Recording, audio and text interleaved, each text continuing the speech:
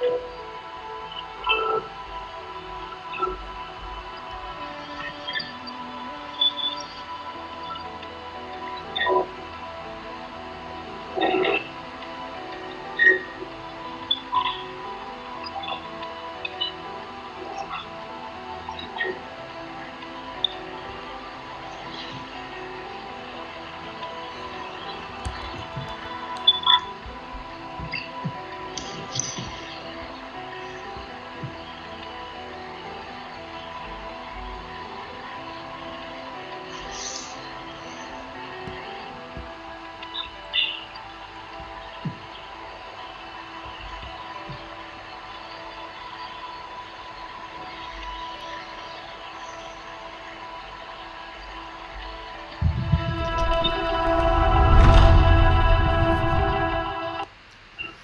bien, bonsoir pour ce 5e épisode du Cercle des Fourmis.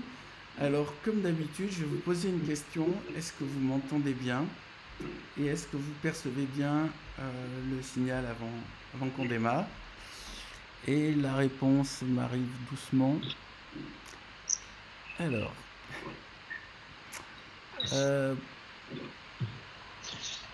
on va considérer que ça marche. Est-ce que vous m'entendez? Bon, si vous m'entendez pas, vous pouvez envoyer des messages à partir de maintenant. Bonsoir du Québec, on vous entend très bien. Ah, oui, on t'entend. Bonsoir, oui. Ouais, s'il le faut, ça va marcher, on va pas avoir de problème technique. Alors, nous sommes au 5e épisode du Cercle des Fourmis.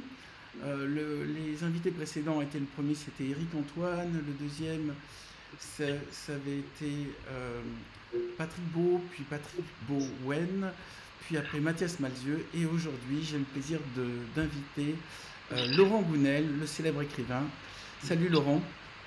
Salut Bernard, bonjour à tous. Et on va parler avec toi, si tu es d'accord, de philosophie et de bien-être, parce que c'est un peu ta spécialité.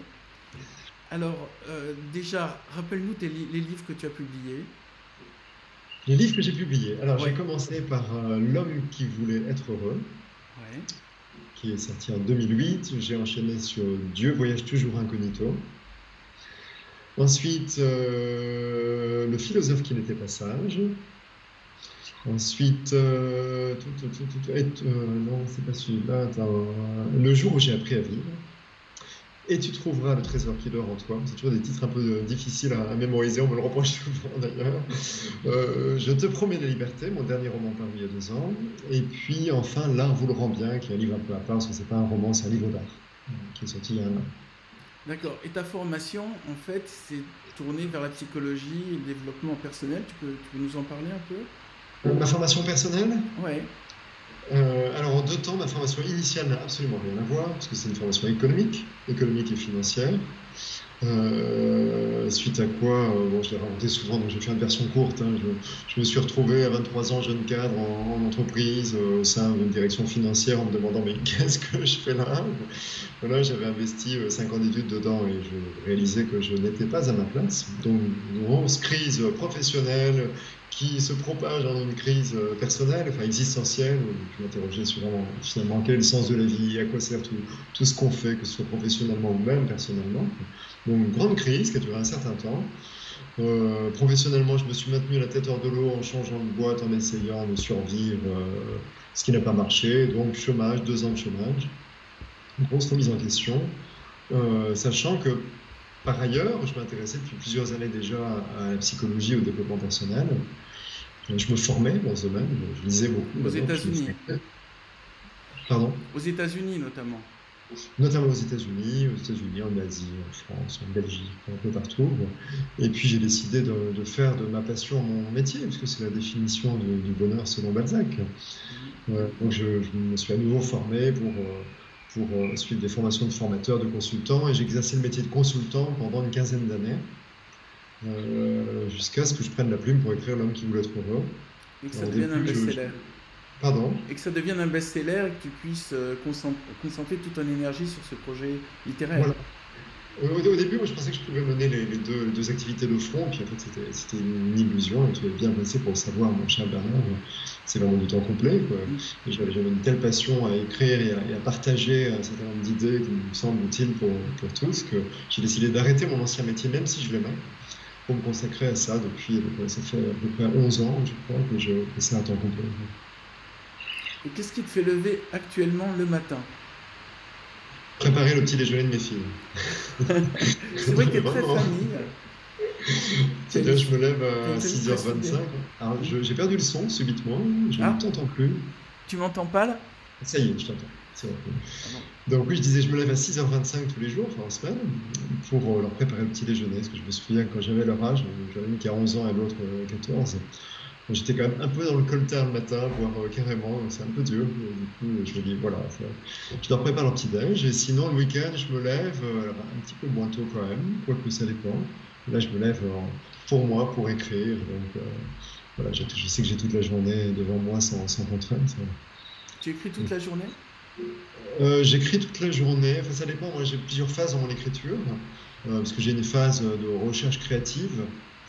Alors là, je peux pas avoir d'horaire puisque ça se commande pas. Enfin, voilà, tu le sais, c'est pas. Voilà, je suis dans mon bureau, mais en fait, je suis rarement dans mon bureau parce que c'est certainement pas en matin blanc que les idées me viennent, hein. Il y a une notion de flow, de flux, de fluidité qui s'accompagne souvent de la fluidité des mouvements. Donc c'est plutôt en marchant que j'ai des idées, en bougeant, donc en marchant souvent dans la nature. Et ensuite, j'ai une phase de plan. Alors là, j'ai besoin de mon grand bureau pour poser tous mes papiers, toutes mes notes. Et ça dure plusieurs mois. Puis ensuite, j'ai une phase vraiment d'écriture proprement dite, là, qui peut se faire un peu n'importe où. Je suis pas exigeant. Donc, c'est parfois dans mon bureau. J'aime bien écrire, comme toi, je crois, dans un café le matin. Alors, là, c'est un peu loupé Tu depuis vas aussi quelques dans les temps, hein. cafés? Pardon? Tu fais les cafés aussi? Ah oui, oui, oui, j'adore. En général, j'écris dans les cafés le matin et chez moi l'après-midi. Bah pareil. Ah ouais, mais je peux écrire à peu près partout en fait. C'est là où je suis tellement bien quand j'écris, tellement dans mon monde que même s'il y a du bruit autour de moi, ça ne me gêne pas. Au contraire, j'irai même. Mais est-ce que j'écris toute la journée pour répondre à ta question? En fait, oui, sauf toutes les contraintes à gérer. Là, j'ai comme tout le monde des contraintes administratives, j'ai des trucs à gérer, et puis aussi le temps de ma famille. Ma famille compte beaucoup pour moi, donc je lui accorde pas mal de temps, quoi. Évidemment, ça vient gréver le temps d'écriture. Mais je me donne pas, enfin, j'ai pas d'objectif en matière d'écriture. Donc je suis libre. J'écris tout le temps disponible, tout le temps que j'ai disponible, mais voilà, je n'ai pas d'impératif. Je ne fais pas à l'américaine, me donnant un certain nombre de mots par jour, un certain nombre d'heures au travail, et je ne me considère pas comme un travail, vraiment. C'est assez libre. Et je crois que tu es dans la nature, enfin tu n'es pas loin de la nature, donc tu trouves l'inspiration aussi dans le grand air et les grands espaces. Oui, j'ai quitté Pas Paris loin de pour la cette mer. raison, en fait. Voilà, j'avais envie de vivre dans une petite ville, de façon à avoir une nature facilement accessible et sans prendre la voiture. C'était mon critère. Je voulais sortir de chez moi à pied et me retrouver assez vite dans la nature. Et là tu fais des grandes balades à pied, Là, je fais des grandes balades à pied. en vélo aussi. À vélo aussi, oui, complètement. Ouais. Bah oui, bah oui. Je te conseille, je me suis mis depuis peu au vélo. C'est un truc qu'on fait quand on est jeune et après on le quitte. Et puis là actuellement les grandes balades en vélo c'est un truc qui fonctionne bien. Et ce qui est marrant c'est qu'il y a tout un fétichisme autour du vélo, c'est-à-dire qu'au bout d'un moment si tu achètes la petite lampe, le petit rétroviseur, la petite pompe, les petits gants, tout s'accumule tu finis par devenir spécialiste de ton vélo comme je pense. On n'est pas spécialiste de sa voiture, mais on peut devenir spécialiste de son vélo. On connaît, on sait écouter le bruit. Je pense que ça donne le même plaisir que ceux qui sont à cheval, qui utilisent du cheval. Ils connaissent après leur selle, tout le matériel, comment la bête réagit à chaque instant. Hmm. Et tu fais du bateau, toi, puisque tu es près de la mer? Ah non, en fait, j'aime bien les tout petits bateaux, tu vois, les dériveurs, les petits catamarans, qui donnent de super sensations. Par contre, j'aime pas les grands voiliers. J'ai essayé une fois, 2 reprises même, De le barrer? avec des amis. Pardon? De barrer le grand voilier ou juste de voyager dessus? Barrer, c'est plutôt sympa, même si les sensations sont vraiment moindres par rapport à celles qu'on peut avoir sur un petit catamaran. Mais surtout, moi, j'ai le mal de mer dès que je descends, en fait, dans la cale. Enfin, donc, c'est un peu l'enfer. Je peux vomir dans mes heures. Je vous passe les détails, quoi. Donc, les grands voiliers, c'est pas du tout pour moi. Et les petits voiliers, tu vomis pas? Ça secoue beaucoup plus. Non. Oui, mais c'est pas pareil, en fait. C'est pas pareil. Et là, c'est très excitant. Ça fait un petit bout de temps que je n'avais pas fait. Il faut que je m'y mette. Voilà, on va attendre les beaux jours et la fin du Covid. Parce que je crois pas que ce soit facile. Je crois même pas que ça doit être possible de faire du 4,20 actuellement. Je pense que tout est interdit en ce moment, même si c'est pas très logique tout ça. Mais... Sauf écrire. Heureusement, oui. Depuis peu, les gens peuvent lire parce qu'ils peuvent accéder aux livres, mais c'est. Faut avouer qu'on fait un métier qui nous permet quand même de gérer cette situation, puisqu'on peut travailler tranquille chez soi, quoi. Oui, oui, oui. Moi, de ce point de vue-là, les 2 confinements n'ont pas changé grand-chose pour moi. Mis à part que je ne peux plus écrire au café, comme je le disais. Moi, ce qui me coûte le plus par rapport à ces règles, c'est ce qui n'est pas logique. Je trouve ça normal d'avoir des contraintes. Dans la vie, on a des contraintes pour qu'on rencontre les autres. On ne fait pas ce qu'on veut, c'est normal, quoi. On dit souvent que la liberté individuelle s'arrête là où commence celle des autres. Donc c'est normal, par exemple, d'avoir la contrainte du masque, même si je déteste porter un masque, comme tout le monde, je pense. Je trouve ça tout à fait normal. Je trouve ça normal de respecter les distances, de désinfecter les mains, etc. Je trouve ça un peu moins normal de remplir un papier pour sortir de chez soi. C'est très infantilisant quand même, tout comme la règle des 1 km ou des 30 aujourd'hui. C'est un peu aberrant, notamment pour les gens qui habitent dans une grande ville où on leur demande finalement d'aller s'entasser sur les trottoirs quand ils veulent prendre l'air plutôt que de faire quelques kilomètres et d'aller se répartir dans la nature. Ça me semble un peu aberrant, mais bon, je ne vais pas pousser mon coup de gueule, mais c'est vrai que je n'aime pas les décisions illogiques en fait. Je crois que c'est un peu compliqué pour le gouvernement. Chaque fois, je me dis, est-ce qu'à leur place, on arriverait à faire mieux? Il me semble que quoi qu'on fasse, quoi qu'ils fassent, en tout cas, tout le monde est en train de dire qu'il fallait faire le contraire.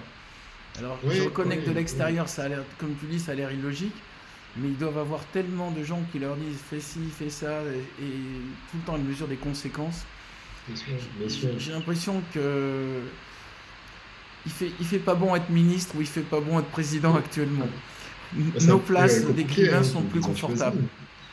Quoi? Euh, C'est un métier compliqué, mais qu'ils ont choisi.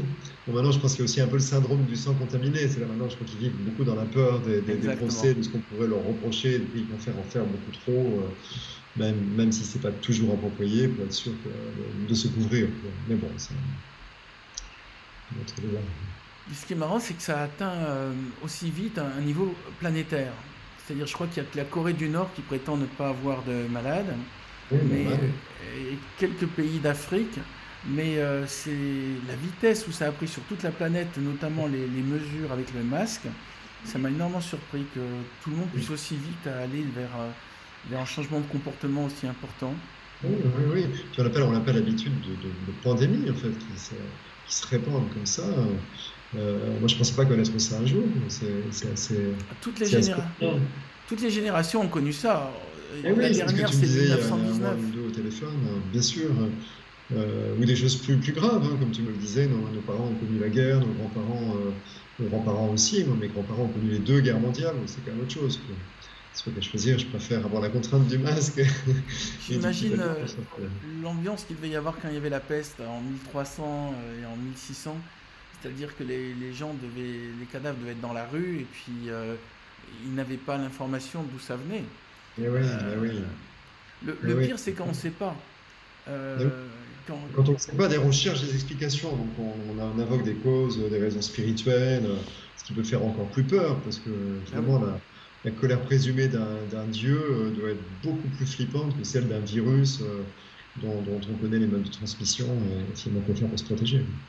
Bah, il y avait l'idée qu'on payait pour les péchés et donc à chaque fois c'était en fait ils massacraient notamment les prostituées après Ok, les ok. les deux grandes pestes et ils étaient dans il faut qu'il y ait quelqu'un qui paye pour ça Ça, donc ils eh cherchaient oui. des boucs émissaires Et il y a eu un retour du puritanisme, du conservatisme et de l'obscurantisme après chacune des épidémies.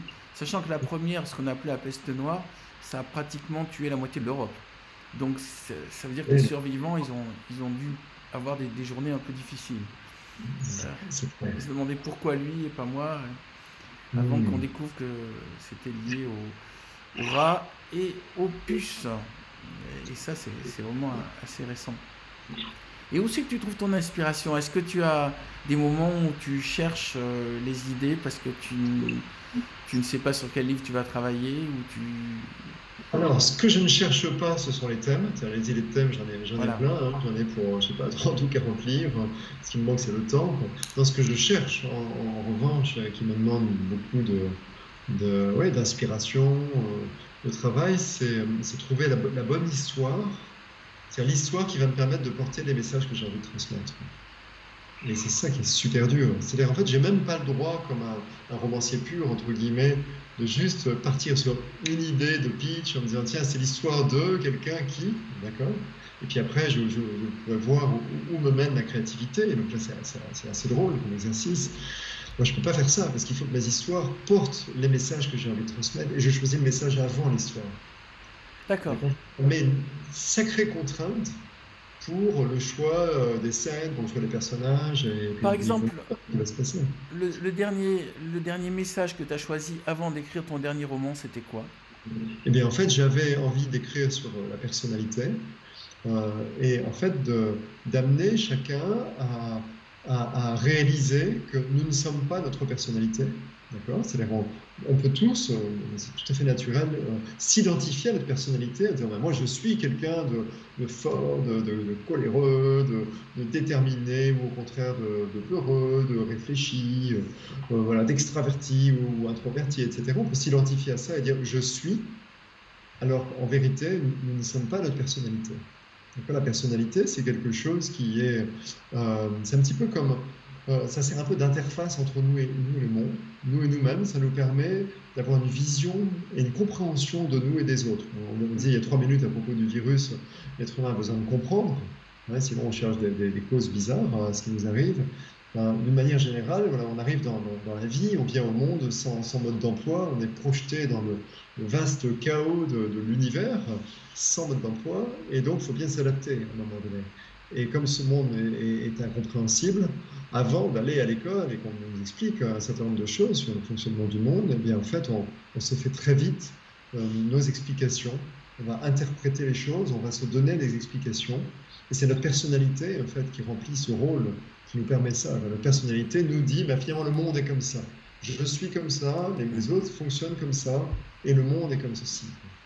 Et donc, partant de cette compréhension qui est ressentie, ça c'est même pas mental, hein, parce que la personnalité, on la voit dès le début, en fait, dès la naissance. Donc, évidemment, l'enfant n'est pas encore doté du langage, enfin, en tout cas du langage verbal. Il n'a pas le vocabulaire pour structurer sa pensée. Ouais. Et néanmoins, la personnalité est là, mais la personnalité est ce qui va lui permettre très rapidement de comprendre le monde et de s'adapter au monde. Tu veux Donc, dire qu'on pourrait changer de personnalité à mi-parcours? eh bien, en fait, on ne peut pas. C'était l'un des trucs dans le pitch de cette histoire. Je te promets la liberté. La personne voudrait changer de liberté, pardon, de personnalité. Une liberté aussi, ça va tous révélateur d'ailleurs. Et donc, elle va voir quelqu'un qui va opérer ce changement sous hypnose. Mais en pratique, c'est pas possible en vrai, quoi. En réalité, notre personnalité, on l'a pour la vie et c'est pas grave. C'est pas grave, je dirais, parce que alors vous avez pensé peut-être que c'est du politiquement correct, hein, parce que je veux dire, il n'y a pas une personnalité meilleure qu'une autre. Alors on peut se dire, ouais, ok, d'accord, on dit ça, on dit ça parce que dans la mesure où on ne peut pas en changer, il ne faut pas qu'on soit malheureux. Mais en fait, vraiment, c'est-à-dire chaque personnalité, chacune de nos personnalités, la tienne, Bernard, la mienne, et celle de chacune des personnes qui nous regardent en ce moment, présente un certain nombre de caractéristiques, nous font voir le monde d'une certaine manière, nous font voir nous-mêmes et les autres d'une certaine manière. Et cette vision du monde induit un certain nombre d'effets positifs pour chacun d'entre nous, et aussi des effets négatifs, mais en même temps, je dirais. D'accord? Donc, dans le langage populaire, on dirait ça nous donne des qualités et des défauts, c'est vrai, mais on ne peut pas seulement raisonner en termes de qualité et de défauts. Je vais essayer de donner un exemple concret. Moi, j'ai une personnalité qui est centré autour d'une problématique de peur. Pourquoi? Parce que chacun de nous a une problématique au cœur de sa personnalité. Il y a un noyau qui est un problème. D'accord? Et Donc toi, moi, mon problème, t'as peur de tout? alors à la base, voilà, j'ai un noyau de peur, ça veut dire que j'étais prédisposé pour avoir peur de tout, ce qui était clairement le cas dans mes jeunes années, hein, quand je repense à mon enfance, j'avais vraiment peur de tout. J'avais peur du virus, puisqu'on en parlait il y a 5 minutes, j'avais peur des microbes, j'avais peur de me faire casser la figure en cours de récréation, j'avais peur de la pollution, j'avais peur de... Enfin, la pollution, je ne sais pas si on avait conscience à l'époque, je pense que c'est venu plus tard, mais j'avais peur des missiles soviétiques qui étaient tournés vers la France à l'époque. Hein, rappelle-toi, il y avait comme 200-300 têtes nucléaires qui pointaient vers nous, hein, sous les soviétiques. J'avais peur de certains courants politiques, j'avais peur bien sûr des délinquants, des criminels, j'avais peur de tout, j'avais peur des araignées, j'étais phobique des araignées, j'avais peur des serpents aussi, j'avais peur, mais vraiment, je crois qu'il n'y avait pas de limite à mes peurs. Et ma grande peur, je n'ai même pas cité, c'était les autres. Donc j'avais peur des autres, même étant enfant, j'avais peur des autres enfants. Donc j'avais tendance à vivre très très replié sur moi-même, à me planquer, rester dans mon coin. J'avais quasiment pas d'amis. Hein. Je raconte souvent que j'ai été invité dans toute mon enfance, je crois que j'ai été invité à une seule fête d'anniversaire. J'étais vraiment dans une attitude phobique, c'est-à-dire le monde me faisait peur, je me repliais dans mon petit intérieur. Voilà. Et, Et puis, oui. et donc, tu as créé une résilience, c'est-à-dire que tu as transformé ce qui était un handicap en avantage, puisque ça t'a inspiré l'écriture ou la créativité, ou En puisque tu fait, étais arrivé à... coach, ça veut dire que tu rassurais les autres.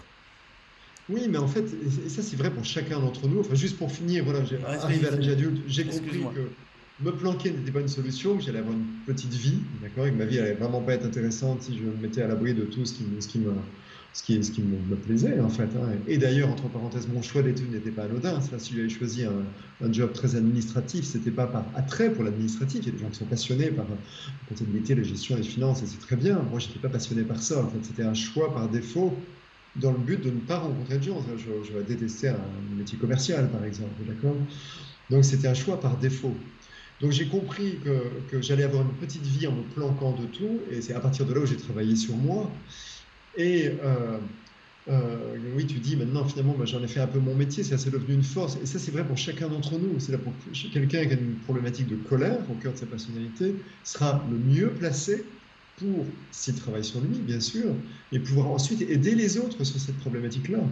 C'est quelqu'un qui, plus que d'autres, comme moi, par exemple, qui a une problématique de colère, plus que d'autres, il pourra aider quelqu'un à travailler sur la sérénité et à trouver une sérénité intérieure, parce qu'il aura expérimenté ce que c'est que la colère. D'accord? Quelqu'un qui a une problématique d'image, pour citer un troisième exemple, d'accord, qui est particulièrement sensible au regard des autres, qui est sensible à ses résultats, à son apparence, mais aussi à ce qu'il fait, à ses actions, qui pense qu'il est finalement évalué, jugé sur la base de ces choses-là. Eh bien, lui, s'il travaille sur lui, hein, eh bien, sera mieux placé que quiconque pour aider les autres à lâcher prise sur le regard des autres. D'accord? Donc, chacun a une problématique qui peut devenir une force, quoi, et ça va devenir l'autre face de la même pièce, quoi.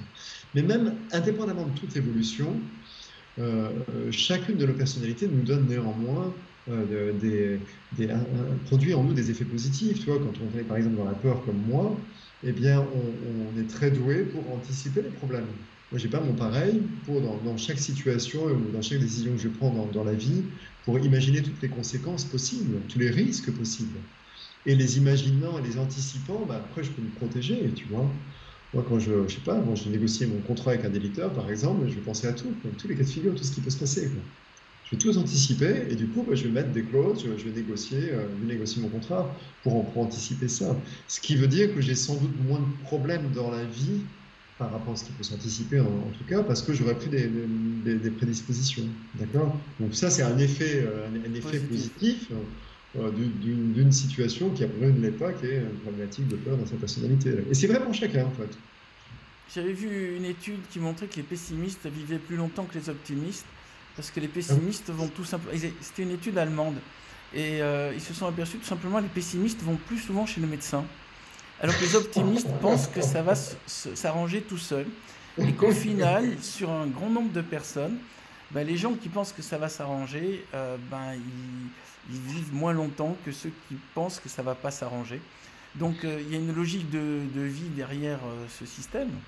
Mais je me rappelle aussi, il y avait quelqu'un qui avait rencontré les enfants de Stephen King et qui m'avait dit, ces enfants, ils avaient peur de tout. Ils avaient fait du camping avec eux. Ils avaient peur du moindre bruit dans la nuit, du moindre oiseau qui s'envolait, de la moindre araignée. Et je vois que tous les enfants sont en train d'écrire des livres d'horreur comme le père. Mais le père devait avoir la même problématique que toi et tu vois que finalement ça lui a réussi. On regarde bien Stephen King, c'est les peurs d'enfance. Il n'y a, Oui, y a pas oui, mais tellement oui. de grandes histoires d'amour, il n'y a pas tellement de grandes... C'est plutôt derrière chacun de ces personnages, il va chercher le petit garçon qui a peur de l'orage, qui a peur de l'araignée, qui a peur du serpent. Eh oui. Et c'est pour ça que ça touche l'universel. Et c'est pour ça probablement que toi-même tu as pu toucher autant de Mhm, lecteurs. oui. C'est parce que tu leur as rappelé que peut-être eux aussi ils avaient peur. Et après, une fois que tu leur as dit ça, tu as pu leur dire, attendez, voilà comment moi je m'en suis sorti, donc voilà comment vous pouvez vous en sortir aussi. Mais Ouais, c'est, ouais, mais bien sûr, c'est clair, je suis d'accord avec toi. mais c'est vrai que tes intrigues, tu gères en même temps comme un roman, c'est-à-dire que tu as un héros auquel il arrive des aventures et tu l'illustres le système, parce que sinon ce serait un essai, et les essais sont beaucoup moins efficaces pour agir émotionnellement que les romans. Tout à fait, tout à fait. Mais ça c'est une certitude. C'est une certitude. Là, un essai, pour moi, s'adresse à la tête, hein, au mental, hein, Voilà. c'est tout, hein. Là où le roman va s'adresser à la tête et aussi au cœur, quoi. Et en fait, l'information, elle va passer en nous, elle va passer dans le muscle assez rapidement, sans être trop filtrée par le mental, quoi. Ben, Euh, pour nous romanciers, il faut arriver à faire le transfert, c'est-à-dire il faut que le lecteur se dise ce que vit le héros, ça pourrait être moi. Dès le oui, moment où on a ça, les dangers que va vivre le héros, enfin, nous lecteurs, on va les vivre. Moi, je sais, dans les masterclass, je leur dis tout le temps, trouvez le capitaine du bateau, le type qui est au gouvernail, c'est celui-là sur lequel il faut mettre la charge émotionnelle. Si vous avez plein de capitaines qui se relaient tout le temps, ce qui était une de mes erreurs du premier manuscrit des fourmis, où il y avait plein de héros qui se relayaient pour prendre le gouvernail, au bout d'un moment, les gens se disaient, bon, ben, attends, il va être remplacé celui-là. Donc, c'est pas la peine de s'y attacher. D'ailleurs, c'est l'une des trouvailles bien gérées de Game of Thrones. Dans Game of Thrones, on a l'impression qu'il y a un capitaine dans le bateau qui est le héros, on s'y attache et puis paf, il meurt. Et là apparaît un autre, mais là c'est géré volontairement et ça marche. Et et il y a ça marche. une autre chose auquel je pensais tout à l'heure, c'est une étymologie que j'avais trouvée par hasard. C'est sur le mot personne. Tu parlais de personnalité. Tu sais ce que veut dire le mot personne? L'étymologie du mot personne? Persona, c'est l'âme, je crois, hein. Quoi c'est? C'est l'âme, persona, non? Non. Ah non, c'est l'image, c'est l'image. Non, Ah, je- persona, en fait, ça vient de l'italien. C'est pas du latin, c'est de l'italien. Ça veut dire personare. Et ça signifie pour sonner. Et c'était des masques qui étaient faits et de telle manière que la bouche rentrait dans une zone où ça résonnait. Et donc Ouais. le mot personne signifie masque. Alors quand tu dis c'est une chouette personne, ça veut dire que c'est une personne dont j'aime bien le masque, mais dont je ne connais pas réellement l'identité. Eh oui, eh oui. Et individu, ça Excellent. veut dire qu'il ne peut pas être divisé. Donc individu de la racine divisée. Donc ça veut dire, tout à l'heure quand je te disais, est-ce qu'on peut changer de Personnalité. personnalité à moitié de vie, on n'est plus un individu. On est quelqu'un qui peut être divisé en deux personnalités. Hmm. Et c'est passionnant. Est-ce que tu as plusieurs personnalités, toi?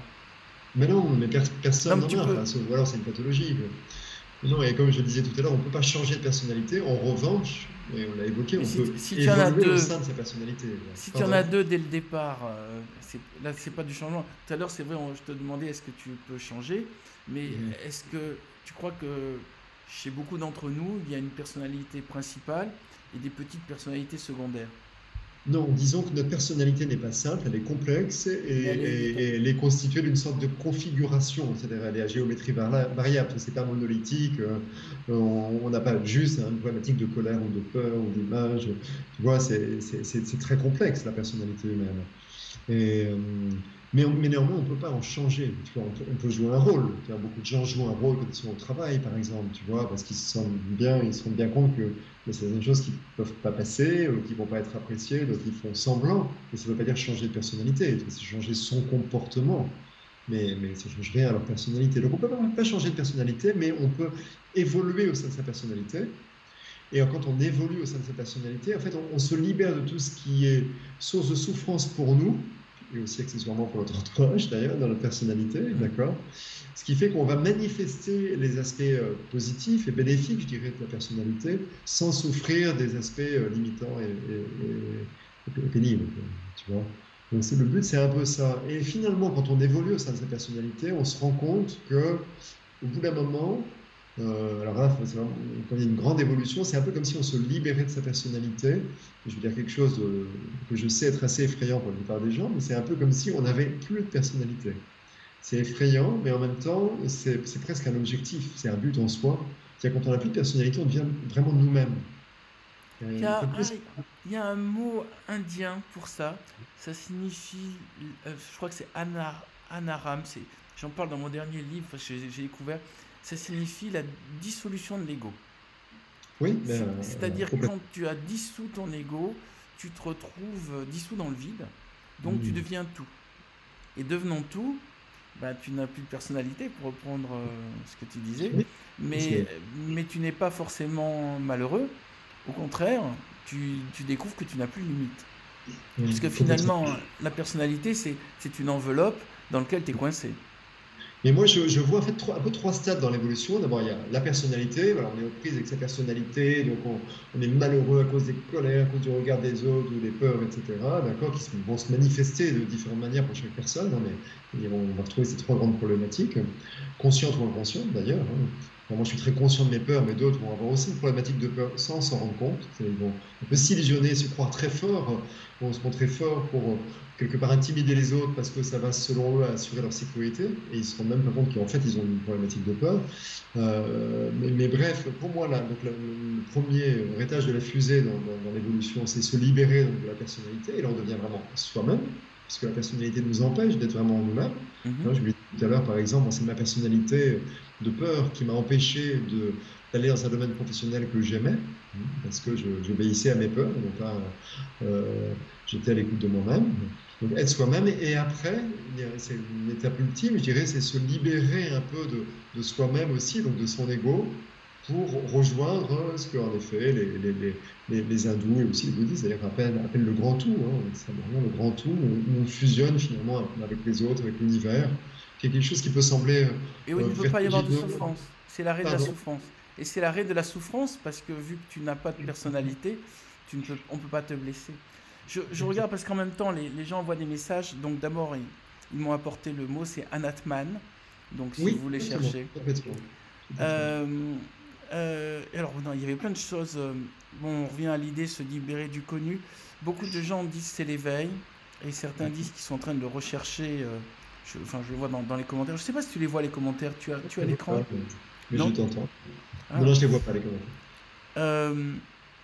Et se libérer du connu, je ne me rappelle plus qui c'est qui a écrit ça. Cet échange est passionnant. Bon, il y a plein de commentaires. Si tu devais, en quelques phrases, résumer ta philosophie gunélienne, c'est quoi ta philosophie? Bon, d'abord, je n'ai pas la prétention d'avoir une philosophie gunélienne érigée Enfin, en ce un dogme qui te motive, ce qui oui. te... Non, moi je dirais que ça fait du monde. 30 ans que j'échafaude ma théorie, non pas dans le but de théoriser, mais dans le but tout simplement de Alors ta mieux théorie. vivre. Donc à partir du moment où j'ai pris conscience de mes peurs, de machin, etc., grosso modo j'avais 23 ans, d'accord, j'en ai 54 aujourd'hui, donc ça fait 30 ans que je suis en recherche. En recherche de quoi? De ce que les Grecs anciens appelaient au démoniaque, je crois, la vie bonne. Qu'est-ce qu'une vie bonne? Voilà, ça c'est la question philosophique de base qui m'anime. D'accord?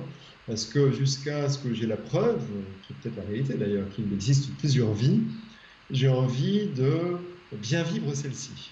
Okay, et donc, j'ai une démarche qui est tout à fait empirique. C'est là j'ai très longtemps essayé des choses. Alors, pas que empirique, hein, j'ai beaucoup bouquiné, vous le savez, je me suis formé, j'ai rencontré des sages, etc. Mais j'ai aussi voulu expérimenter des choses. Pour moi, la philosophie n'est pas hyper intéressante si elle reste au niveau du mental. D'accord.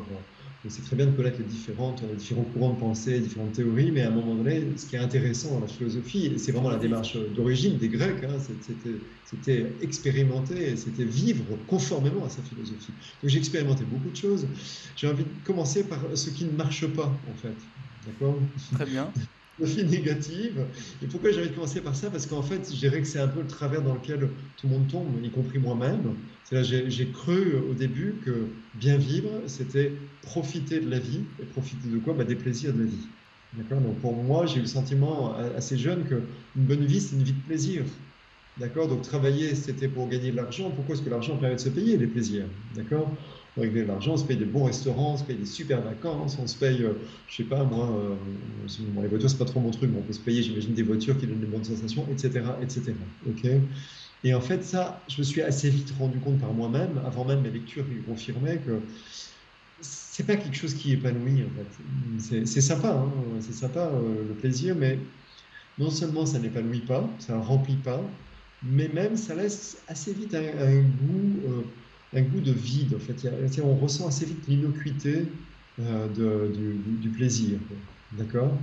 Alors on sait que toutes les religions invitent à la méfiance par rapport au plaisir, qui est souvent qualifié de péché, ça fait partie des péchés. Le problème, c'est que les religions ont beaucoup culpabilisé par rapport à ça. Donc on associait le péché au mal. Et d'ailleurs, le péché était quasiment synonyme de mal, ce qui est une erreur de traduction, notamment pour la religion chrétienne, parce qu'on sait que Jésus s'exprime en araméen, que les évangiles ont été, comme tu le sais, écrits 30 ou 40 ans après sa mort en grec. Déjà, les rédacteurs ont traduit les paroles en araméen en grec, et puis le grec, ça a été traduit, alors pour nous, vers le français, c'est peut-être même passé par le latin avant, enfin bref. Il y a eu vraisemblablement des erreurs de traduction, parce que péché, le verbe péché, ne signifie pas commettre le mal.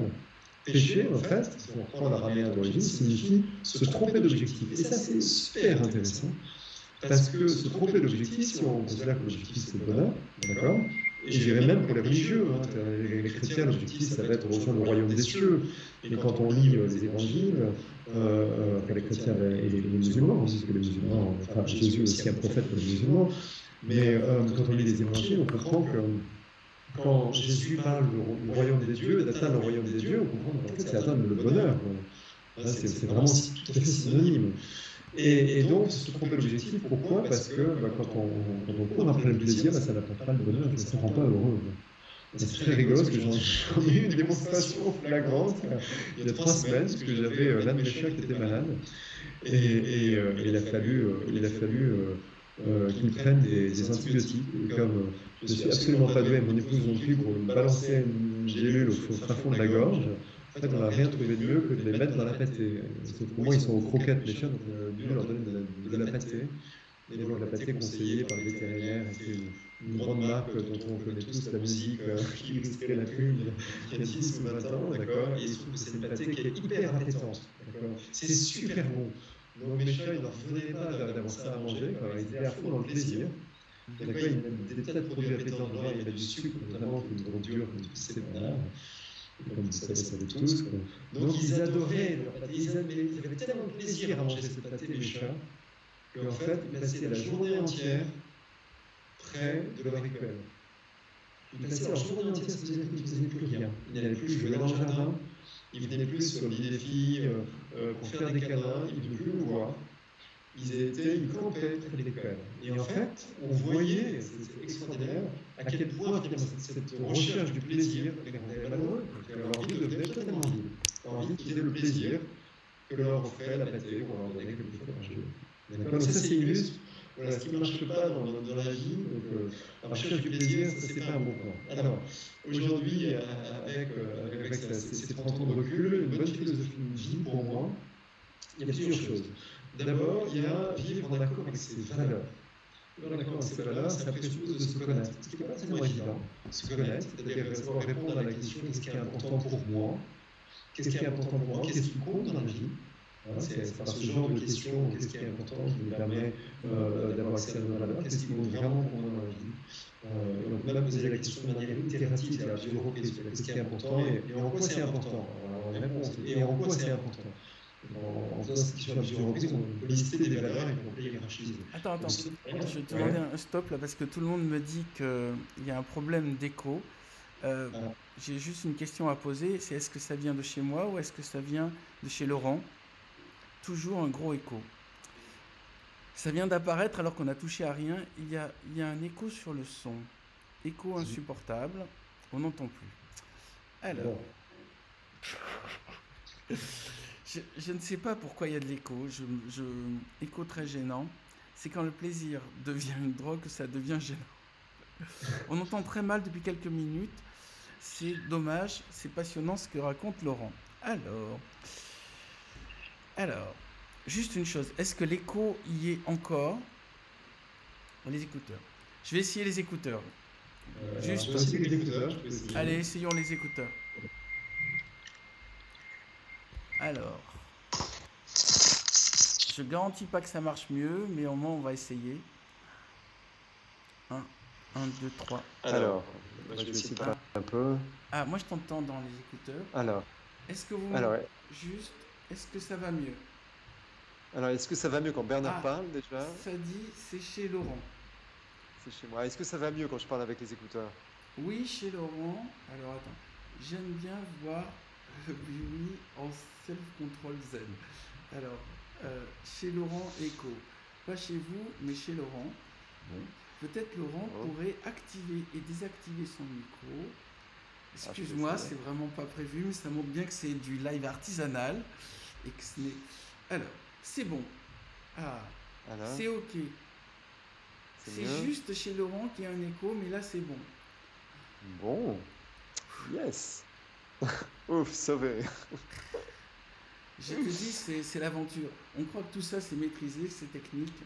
Alors tu nous parlais de tes chats, je sais pas à quel moment les gens entendaient plus. Oui, c'est beaucoup mieux. Ah, Ok. il y a des cris de joie, enfin des cris de joie par petits dessins de tous les gens qui souffraient au fur et à mesure que l'écho augmentait. Toi, alors il faut, Ok. on me dit qu'il faut que je reste près de l'ordi. Alors je vais essayer. Est-ce que là ça marche? De toute façon, on va Moi, je dire. garde des écouteurs. Ouais. Bernard, reste à côté de ton micro. Ta voix est trop faible quand tu es calé dans ton coussin. On en était à l'histoire de la pâtée pour chat. Tu sais, c'est comme si on peut interagir avec tous les gens qui sont là. C'est très cool. Trop cool de vous Ouais, entendre c'est enfin. génial. C'est génial ce moment. Merci. Ok. Bon. Bon, Donc, je vais reprendre un tout petit peu en arrière. reprends un petit peu en arrière pour ceux qui ont eu petit de peu. l'écho sur la pâtée pour chat. Juste Bon, fais-la alors, nous un peu short. Donc j'ai bien compris. très Toi short, avec je le racontais casque juste et que moi proche. Vas-y. Je racontais juste que mes chats étaient devenus complètement accros de cette pâtée qui leur apportait vraisemblablement beaucoup de plaisir, ce qui démontrait quelque part qu'une vie centrée sur le plaisir, en fait, eh bien, nous rendait esclaves. Et d'ailleurs, je crois que c'est l'une des paroles de Jésus qui dit à un moment donné, celui qui a goûté au péché devient esclave du péché.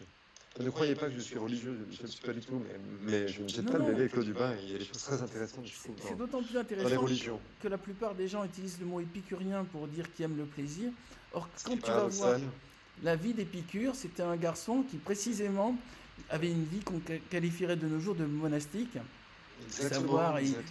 il essayait de trouver du plaisir dans peu de choses. Et ça, c'est vraiment un truc nouveau moi, qui m'intéresse. C'est arriver à, par exemple, manger un aliment, mais en étant complètement concentré sur cet aliment. Voilà ce que je fais dans le spectacle, c'est que je crois que tu avais vu une des versions brouillon du spectacle, c'est que je leur propose de bien regarder ce qu'il y a en face d'eux et d'apprécier tout ce qu'il y a comme information. Parce que, bon là j'ai comme information qu'il faut que je mette les écouteurs. Hop. Et que, en fait, le fait de voir, le fait d'entendre et le fait Alors, moi, je de... t'entends plus.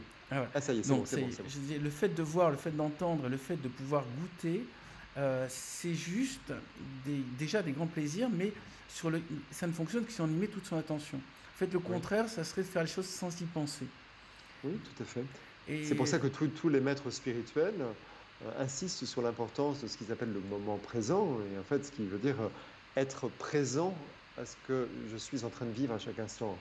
Ce qui n'est pas évident, surtout pour nous occidentaux, on a tendance à faire plusieurs choses à la fois, à lire un message sur le portable, à écouter la radio ou Ben, m'en la parle télé. pas. Moi, au moment où je te parle, je vois des messages qui me disent on n'entend rien, il y a de l'écho, ta machine fonctionne pas, voilà. Après, on met des écouteurs. Il faut que je reste focus sur toi. Il faut que Ok, j'arrive à rester concentré en me disant que je plonge toute mon énergie sur la tienne, tout en me disant attends, il me signale peut-être qu'on n'entend rien depuis 10 minutes, ce qui nous rend très humbles. Mais là, je crois qu'on a trouvé la bonne formule. On entend, oui. on Euh, entend, c'est bon. mais ta réflexion sur le Ok. plaisir t'a amené donc à trouver d'autres plaisirs que les plaisirs usuels. C'est-à-dire Voilà. peut-être l'écriture, Bah, la famille, comme ce que alors, tu évoquais alors, tout à l'heure. alors, la famille, bon, ça c'est sûr que c'est pour moi une source de joie énorme. La famille et les relations, d'ailleurs, pas que la famille. Les relations humaines, pour moi, sont une source de joie tout à fait considérable. Autre chose, c'est en effet l'action, ça se réaliser dans ce que l'on fait, d'accord? Et pour ça, ça présuppose de faire des choses que l'on aime, d'accord? Sauf que pour faire les choses que l'on aime, il faut se connaître. Il faut se connaître et être suffisamment à l'écoute de son soi, d'accord, de ses désirs profonds pour pouvoir savoir ce que l'on veut, ce qui n'est pas évident, notamment sur le plan professionnel. Hein. On demande aux jeunes de choisir leur orientation professionnelle à 17 ans. À 17 ans, on ne se connaît pas. Quoi. Avec la réforme du bac, je me demande si ce n'est pas plutôt vers 16 ans maintenant. Enfin, donc c'est quand même très compliqué. Quoi. Bon, ceci étant dit, on a le droit de changer de métier plus tard, hein, ce que j'ai fait notamment. Quoi.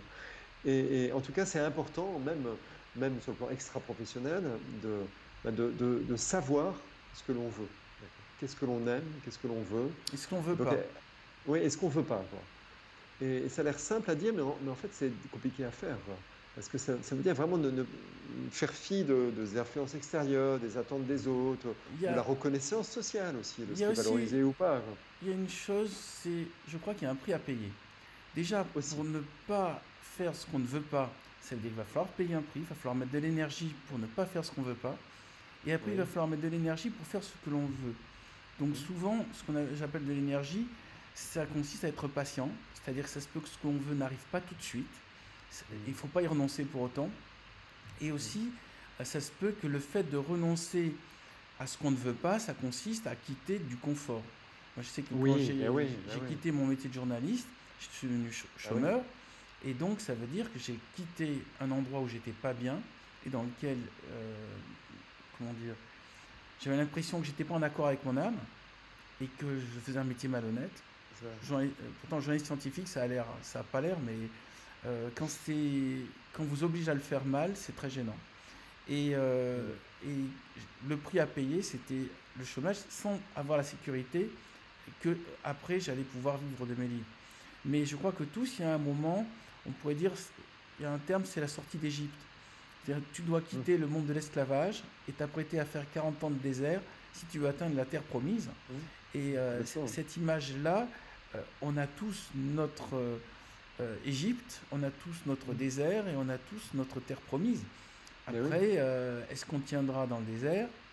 Mhm. Est-ce qu'une fois qu'on sera arrivé à la terre promise, on arrivera à oublier qu'on a été esclave? On sera capable de Mhm. renoncer à notre mentalité d'esclave? Parce qu'esclave, au bout d'un moment, c'est confortable. Est-ce que ça veut dire qu'on a Ouais. un chef qui décide à notre place et nous, on ne fait qu'obéir? Et moi, je sais pour avoir visité certaines de mes vies antérieures que obéir à un chef, c'est très cool parce qu'on n'est pas responsable. Mhm. Si le truc ne va pas, ben, c'est l'autre qui nous a donné une mauvaise indication. Alors Ceci étant que, dit, on peut être salarié sans être esclave, hein, bien sûr. alors, la plupart des salariés que j'ai vus dans les grandes entreprises avaient beaucoup de mal à s'épanouir. Et Mhm. je crois que les grandes entreprises font apparaître des chefs, des sous-chefs, et Je pense que c'est plus compliqué dans une grande entreprise, en effet. peut-être dans des petites structures où il y a des copains associés peut-être pour les nouvelles boîtes qu'on voit d'informatique, tout ça, Mhm. il peut y avoir encore de l'enthousiasme, l'impression que c'est des Far West, c'est des nouveaux territoires dans lesquels on peut créer des nouveaux métiers et des nouvelles zones d'exploitation. Mais dans les vieux systèmes, les vieilles entreprises qui sont solides, Mhm. il y a progressivement ce qu'on appelle la loi de Peters, des gens Ouais. incompétents qui ont été arrivés qui Mhm. n'ont pas arrêté de monter jusqu'à être à l'endroit où ils vont être nuls et ils vont gêner tout le monde. Mhm. Et moi, chaque fois que j'ai vu des entreprises, Et chaque fois que je discute avec des gens en entreprise, ils racontent qu'ils ont des chefs incompétents qui les obligent à faire des choses qu'ils savent inefficaces. Et pour eux, le seul choix consiste à donner leur démission ou serrer les dents. Et moi, ce que c'est j'ai vrai vu, aussi dans les administrations. Hein. ben oui. Ben, de toute Enfin, façon, au pas bout que d'un dans les moment, entreprises. toutes les entreprises se transforment en administration. Ouais, Et mais ce ça, que j'ai j'ai l'impression. vu souvent, c'est que pour arriver à tenir, ben, ils étaient obligés de trouver des substituts. Genre, ça peut être des médicaments ou ça peut être Mm. l'alcool. Moi, j'ai vu beaucoup de collègues journalistes tomber dans l'alcoolisme. Et pour eux, c'était une manière de supporter ce que moi, je n'ai pas supporté, à savoir tout le temps faire des compromis avec sa conscience et transmettre une mauvaise énergie aux autres. Mm. Et c'est pour ça que je crois que et toi et moi, on est des privilégiés dans la mesure où on peut être en adéquation avec nos valeurs et ce qu'on Mm. transmet, a priori, ben, a l'air de faire du bien aux gens puisqu'ils nous suivent. C'est pour Mm. ça aussi que je tenais à ce que tu parles de ça. Mais c'est vrai que les plaisirs, ça peut être aussi un piège. Et donc, Ouais, vraiment. il y a une sagesse à obtenir. Tu disais que tu avais 54 ans, moi j'en ai 59. Je sais que je suis encore en train d'apprendre, d'explorer et d'essayer Bien de sûr. m'améliorer. Et je le fais dans mon travail de romancier, c'est-à-dire que si on regarde bien dans mes romans, on voit où j'en suis de de ma propre évolution. Mais c'est Mm. aussi la grande chance qu'on a, et toi et moi, c'est qu'on fait un métier dans lequel on est autorisé à vieillir. Maintenant, Oui, c'est vrai. à nous de nous débrouiller pour qu'il n'y ait pas de routine qui fasse qu'on s'emmerde à faire ce boulot. Ah oui, mais ça, ce serait horrible. Ouais, c'est clair. Sinon, sur la philosophie de vie, moi, j'évoquais le fait de se connaître pour savoir dans quelle direction aller. Et toi, tu as évoqué à juste titre la traversée du désert qui accompagne souvent un changement vers ce qui permettra de s'épanouir. Et c'est vrai que la traversée du désert dans la Bible est clairement une allégorie de ce qui attend chacun pour trouver la terre promise, hein, en effet. Donc ça, c'est très juste. Et moi, je voudrais juste affirmer au passage ma conviction que chacun de nous a des talents qui sont liés à une sorte de mission. Moi, je pense que chaque être humain a une mission. Je pense qu'on est là pour quelque chose. C'est moi la vision de la vie qui est voilà, passée 80 ans ou 190, pour les chanceux un peu plus, sur Terre, juste pour une fois plus consommer des plaisirs, ça n'a pas de sens. Et puis partir, ça n'a aucun sens, quoi. Je suis sûr que c'est pas ça. C'est certain pour moi, et je pense qu'on est là pour une raison, et que chacun de nous a une mission, et qu'un bon moyen de découvrir sa mission, Mhm. et c'est ça qui donne du sens à l'existence, c'est d'être un observateur de ses talents. Chacun de nous a des talents, alors ils sont souvent cachés pour beaucoup de gens, et là encore, il y a de l'introspection à mener, la connaissance de soi pour les découvrir, et c'est en découvrant nos talents, nos aptitudes innées, et ensuite en les cultivant, parce que là aussi, c'est pas parce qu'on a des talents qu'il ne faut pas travailler hein, pour les cultiver, et les développer, pour ensuite les mettre en œuvre. Et c'est vraiment en les découvrant et ensuite en les mettant en œuvre que pour moi, on trouve l'épanouissement. Et pourquoi c'est épanouissant à ce moment-là d'agir? Parce qu'on agit en étant à notre place, quoi. Et à ce moment-là, on sait quand on est à notre place. Et là, il y a quelque chose qui sonne juste. Mais musicalement, il y a un accord un peu parfait, quoi. On sait qu'on est à notre place. Ça ne veut pas dire une fois de plus, et tu l'as dit, qu'il ne faut pas travailler. Le travail est toujours présent, mais par contre, il n'y a pas besoin de lutter. Il y a vraiment une différence pour moi. Moi qui ai connu vraiment des années professionnelles où je devais lutter, ça a duré quand même 7 ans en tout, où j'ai vraiment lutté pour essayer de réussir à quoi que ce soit et ça ne marchait pas. Là, je travaille, c'est parfois dur, hein, je l'évoquais tout à l'heure, quand tu as trouvé vraiment une histoire qui va me permettre de porter des messages, c'est vraiment du travail, et parfois même un peu de souffrance, hein, je peux vraiment utiliser le mot, mais néanmoins, je ne lutte pas, je sais que je suis à ma place, et donc c'est totalement épanouissant, en fait. Et je pense que c'est vraiment à la portée de tout le monde, chacun dans son domaine. Bon, écoute, je crois qu'on va s'arrêter là sur cette phrase comme on dit, je plus sois, c'est-à-dire je suis exactement de ton avis. Du coup, c'est embêtant parce que du coup, il n'y a pas de contradiction. C'est un peu le principe de ce cercle des fourmis, c'est connecter des gens et puis montrer que on en parle différemment, mais je crois que Laurent et moi, on va dans la même direction en utilisant des outils différents, mais c'est les mêmes choses. En effet, je suis persuadé que si, un, comme toi, que tout le monde a une mission, deux, que tout le monde a des talents, après que parfois il y a des parents vous aident à trouver ces talents, parfois l'école Oui, vous aide à trouver ce talent, oui, mais oui, oui. parfois les parents ne vous aident pas parce qu'ils veulent que vous fassiez le même métier qu'eux, Et parfois, l'école ne vous aide pas parce qu'ils sont trop dans des processus anciens, c'est-à-dire ils considèrent qu'il y a une sorte de travail idéal et qu'il faut préparer les enfants à faire juste ce travail idéal. Et ce travail idéal s'appelle l'employé de bureau. Et donc, si on a des talents autres, ils ne peuvent pas être repérés par un système qui est fait pour fabriquer des employés Oui, de bureau, quoi. oui, tout à fait. Et tu vois, pour les parents que tu cites, il y a souvent le fait qu'ils souhaitent que leurs enfants fassent comme eux, mais il y a aussi les parents, et c'est le cas de quasiment tous les parents, qui souhaitent assurer la sécurité de leurs enfants, quoi. Mais oui, Et parfois bah, les choix, les envies des enfants sont juste assez flippantes pour les parents, quoi. Et donc là, c'est dur d'avoir confiance, et pourtant c'est essentiel, je pense, de pouvoir avoir confiance en son enfant et pour le laisser vivre sa vie, quoi, même si elle ne nous rassure pas. bon, bah écoute, c'est sur ces mots qu'on va se quitter. Mm. La semaine prochaine, pour l'épisode 6, il va y avoir encore une écrivaine, puisque ça va être Barbara Abel, dont l'un des livres va être transformé en film bientôt, qui fait partie de mes amis et de la Ligue de l'Imaginaire, qui est une jeune femme qui écrit des bouquins passionnants. Voilà, donc Laurent, si on veut voir tes livres, donc il y a le dernier qui était, rappelle-moi le titre, Je te promets la liberté. Je te promets la liberté. T'as raison, au bout d'un moment, tes titres, ils fusionnent un peu tous. Et tu prépares un nouveau livre pour quand? Oui, pour le printemps. Ouais. Le printemps? Et Ouais, tu ouais. peux nous en parler un peu? Non, je suis toujours très très secret par rapport à ça. Très bien, bah, en tout cas, on guettera ton travail. Et bah, pour l'occasion, peut-être on trouvera une manière de communiquer aussi tous les deux. Je sais pas où en sera ce cercle des fourmis, mais j'aimerais bien qu'après on ait une manière de se retrouver, de se soutenir probablement en utilisant Internet, créer une sorte bah, de cercle de fourmis, comme son nom l'indique. Là, je Mais vois oui. d'ailleurs qu'avec amusement que beaucoup de personnes personnalités qui étaient là la semaine dernière sont aussi là cette semaine. Donc, je pense qu'il y a aussi un petit club de suiveurs, lecteurs, aficionados de ce rendez-vous. Et bah, je vais te laisser là, Laurent.